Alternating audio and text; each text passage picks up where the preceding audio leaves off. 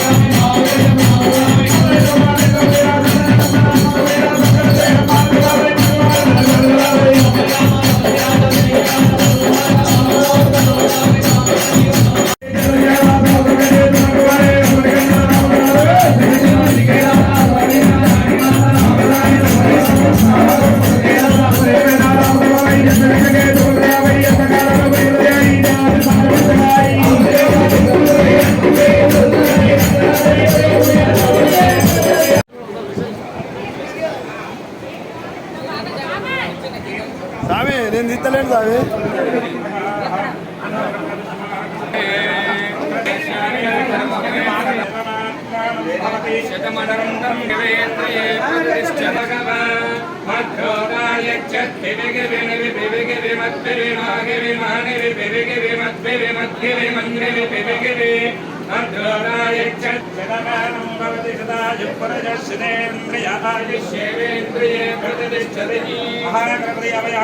మహాస్వామి సంపూర్ణ కృపాకటాక్షబల ప్రసాద సిద్ధిరస్తు.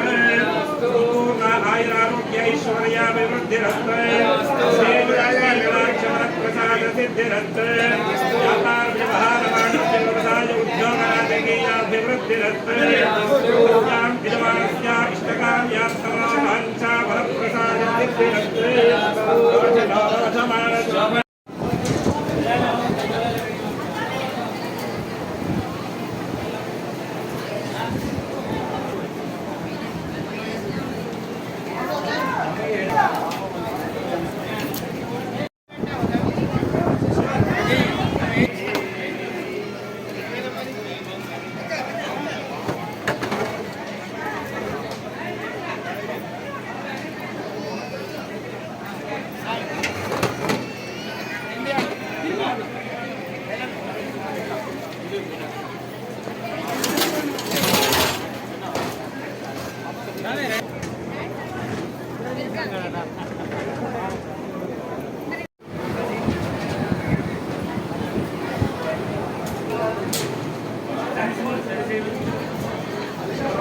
భగవానికి శంకర భగవానికి స్వామి ఈరోజు మన చింతకుంట శ్రీరామ భక్త హనుమాన్ మరియు విఘ్నేశ్వర స్వామి దేవాలయంలో 108 హనుమాన్ చాలీసా పారాయణము అత్యంత వైభవోపేతంగా చేయడం జరిగింది.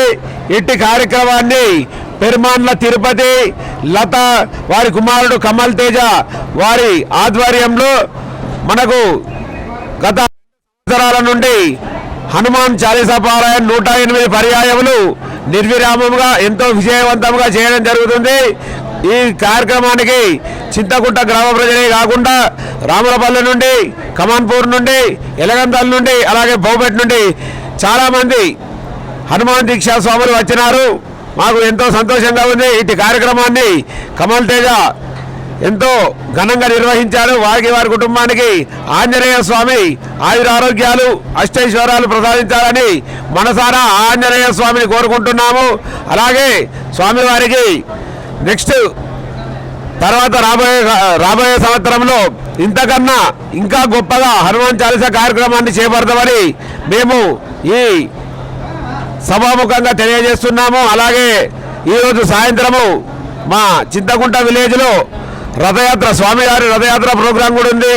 దానికి కూడా అందరూ స్వాములు ఇచ్చేసి దాన్ని కూడా విజయవంతం చేయవలసిందిగా కోరుకుంటున్నా. జై శ్రీరామ్, జై వీర హనుమాన్. శ్రీరామ్ జై హనుమాన్. ఈరోజు 108 చాలీసా పారాయణం జరిగినది. పొద్దున 6 గంటల నుండి స్వామివారిని చింతకుంట గ్రామ పంచాయతీ నుండి ఆహ్వానించుకుంటూ ఊరేగింపులో తీసుకొచ్చినాము. తర్వాత 8:30కు చాలీసా పారాయణం ప్రారంభించినాము. ఇట్టి చాలీసాలో పాల్గొన్న సాములకు కానీ భక్తులకు కానీ ఇట్టి కార్యక్రమాన్ని నిర్వహించిన కమల్ తేజకు అష్టైశ్వర్యాలు ఆయురారోగ్యాలు సిరి సంపదలు ఇవ్వాలని మనస్ఫూర్తిగా ఆ భగవంతుని కోరుకుంటూ జై జయ గురుదత్త శ్రీరామ జయం. ప్రియ ఆత్మీయ భగవద్బంధువులారా, చింతకుంట గ్రామంలో ఎన్నో వత్సరాలుగా హనుమాన్ చాలీసా జరుగుతున్నది. 108 హనుమాన్ చాలీసా ఎంతో భక్తి శ్రద్ధలతో ఇక్కడి భాగవతోత్తములు జరుపుకుంటారు. నిజంగా చాలా ప్రశంసనీయం. ఇక్కడి భాగవతోత్తములను చాలా మెచ్చుకోవాలి. స్వయంభుగా వెలిసిన హనుమాన్ స్వామి వారి సన్నిధిలో చక్కగా ఎందరో భాగవతోత్తములు వ్యయ ప్రయాసలు కోర్చుకొని చక్కటి 108 హనుమాన్ చాలీసా చేసుకున్నారు. అందరూ కలిసి వసుదైక కుటుంబంలా చక్కగా అన్నప్రసాదాన్ని స్వీకరించారు. ఇంతటి మహత్కరమైన కార్యం ఉంది అని చెప్పేసి నేను దత్తపీఠం పరమపూజ్య శ్రీ శ్రీ శ్రీ గణపతి సచ్చిదానంద స్వామీజీ వారి ఆశ్రమం నుండి స్వామీజీ వారు ఒక మెసేజ్ చెప్పారు.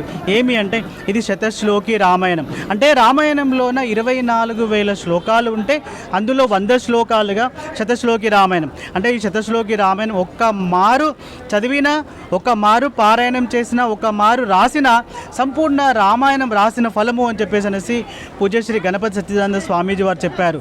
ఇది మొత్తం యావత్ ప్రపంచమంతా 2012లోనే 14 కోట్ల మార్లు పారాయణం చేసి అయోధ్య రామచంద్రుల వారికి సమర్పణ చేయడం జరిగింది.